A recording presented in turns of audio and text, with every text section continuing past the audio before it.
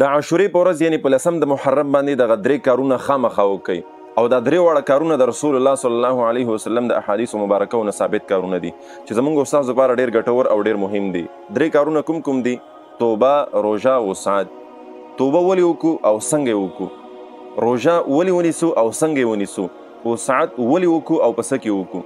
دا 3 وړه خبرې تاسو سره شریک کوم په دغه ویډیو کې. دغه ویډیو وګورئ، عمل پې وکئ او د نورو دوستانو سره خامخا شریک کړئ. اول نمبر دی توبه. حدیث مبارک کې راځي رسول الله صلی الله علیه وسلم فرمایي چې د محرم دا میاشت د الله میاشت ده او په دې میاشت کې الله جل شانه مختلف انبیاء کرام او قومونو ته اعزازات او نجات ورکړی و، لکه د بني اسرائیلو توبه او دعا په دغه ورځ باندې قبوله شوې وه او الله جل شانه موسی علیه السلام او د هغه قوم ته د فرعون نه نجات ورنصیب کړی. فرعون الله جل شانه غرق کړی و.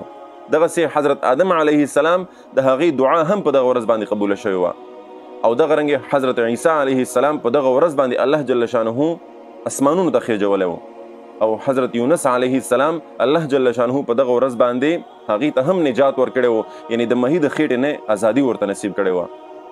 او دغه رنګې حضرت نوح علیه السلام د هغې کشتۍ هم په دغه ورځ باندې د جودي په مقام باندې ودرېدلې وه.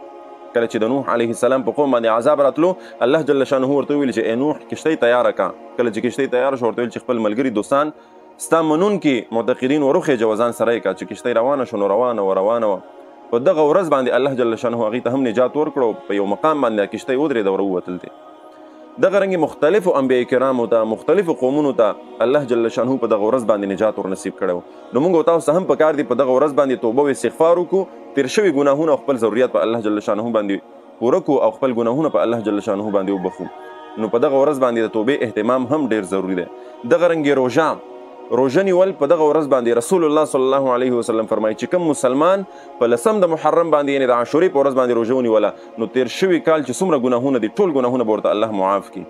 خو په دې کې یوه خبره د ځان سره یاده وساتئ، یوه روژه به موږ او تاسو نه نیسو، ځکه رسول الله صلی الله علیه وسلم چې کله مدینې منورې ته تشریف یوړو نو ویې کتل چې په 10 د محرم د عاشورې په ورځ باندې به یهود روژه نیوله. رسول الله صلی الله علیه وسلم تپوس وکړو چې دا خلک ولې روژه نیسي؟ نو چا ورته وویلې چې یا رسول الله په دغه ورځ باندې دې روژه ځکه نیسي چې په دغه ورځ باندې الله د موسی علیه السلام قوم ته نجات ورکړو د فرعون د هغې د شکریې دپاره دی دغه روژه نیسي. نو رسول الله صلی الله علیه وسلم ورته وفرمیل چې مونږ د دې نه زیاته مینه د موسی علیه السلام سره کوو، نو لهذا مونږ به هم روژه نیسو، خو مونږ به په دې روژې نیولو کې د یهودو سره مشابهت نه کوو.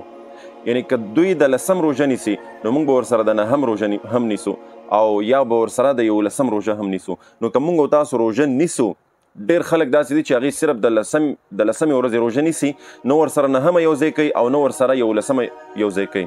مونږ او تاسو ته پکار دی چې مونږ روژه نیسو نو مونږ به 2 روژې نیسو، یا به 9 او 10 نیسو یا به 10 او 11 نیسو، ځکه یوه روژه نیول دا مکروه عمل دی او په دې کې مشابهت د یهودو سره راځي. ځکه رسول الله صلی الله علیه وسلم فرمایي من تشبه بقوم فهو منه، چا چې د کوم قوم سره مشابهت وکړو د قیامت په ورځ به دی د هغې سره وي.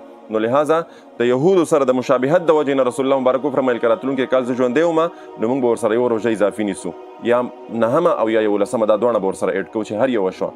نو بیا ژوند وفا ونه کړو، رسول الله صلی الله علیه وسلم تشریف د دنیا نه یوړو، خو دغه ارشاد مبارک یې فرمایلی او لهذا په دې به موږ او تاسو عمل کوو. نو ورپسې 3 نمبر وسعت کول. وسعت ولې کول او په څه کې کول؟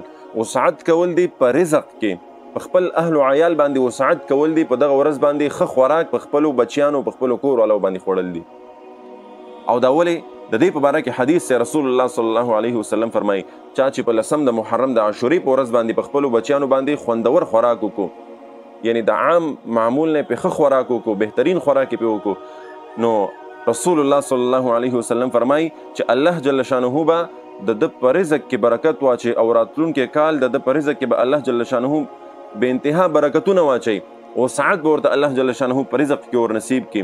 د دغې یوې ورځې په دې وړوکي عمل سره چې په خپلو بچیانو باندې ښه خوراک کول دي، د دې په برکت سره به الله ستا د ټول کال د راتلونکي کال ټول رزق به درته الله چې دی دا فراخه کړي او برکت به درته پکې واچوي، د رزق بندې دروازې به در باندې الله جل شانه کولاو کړي.